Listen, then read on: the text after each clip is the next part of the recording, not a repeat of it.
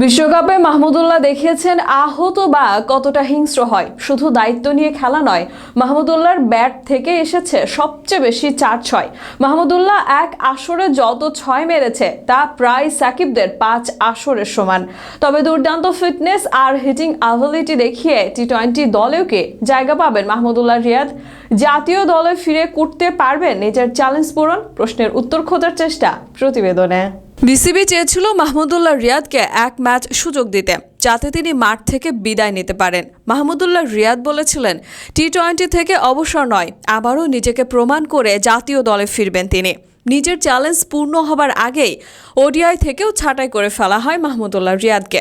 এরপর তাকে ছাড়াই খেলা হয় এশিয়া কাপ।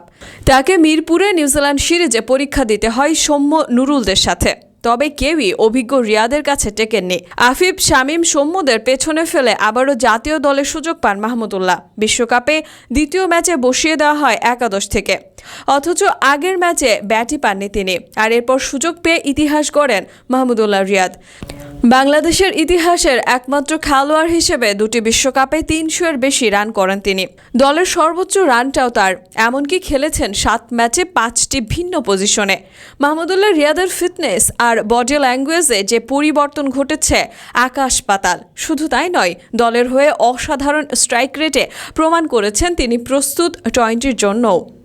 শুধু বাংলাদেশ নয়, বিশ্বকাপে বাবর কোহলিদের চেয়ে বেশি 6 হাঁকিয়েছেন মাহমুদুল্লাহ রিয়াদ। শুধু বাংলাদেশ নয়, বিশ্বকাপে বাবর কোহলিদের চেয়ে বেশি 6 হাঁকিয়েছেন মাহমুদুল্লাহ রিয়াদ। বিশ্বকাপের গ্রুপ পর্বে ভারত নেদারল্যান্ডসের ম্যাচের আগ পর্যন্ত সর্বোচ্চ 6 হাঁকানো খেলোয়াড়দের মধ্যে 14 নম্বরে রয়েছেন মাহমুদুল্লাহ রিয়াদ। একাই এই বিশ্বকাপে 6 হাঁকিয়েছেন 14টি, যা বাংলাদেশের বাকি সিনিয়রদের সব বিশ্বকাপ মিলেও সমান হয় না অনেকের। 21 টি-20 বিশ্বকাপে ভালো খেলতে না পারার পর 22 বিশ্বকাপে রিয়াদকে ছাড়াই দল ঘোষণা করে বিসিবি। এরপর প্রশ্ন আসে, তাহলে কি রিয়াদের টি-20 ক্যারিয়ারই শেষ বলে ধরে নেওয়া হচ্ছিল? তবে মাহমুদুল্লাহ রিয়াদ জানান, জাতীয় দলে ফেরার লড়াই চালিয়ে যাবেন। তিনি বলেছিলেন, আরও 2 বছর জাতীয় দলের হয়ে ওয়ানডে ও টি-20 ফরম্যাটে খেলতে চান। জাতীয় দলে তার অবদানের প্রতি সম্মান রেখে নাকি নিউজিল্যান্ডের মাটিতে ত্রিদেশীয় সিরিজে বিদায় ম্যাচের প্রস্তাব দিয়েছিল বিসিবি, কিন্তু মাহমুদুল্লাহ তাতে রাজি হননি।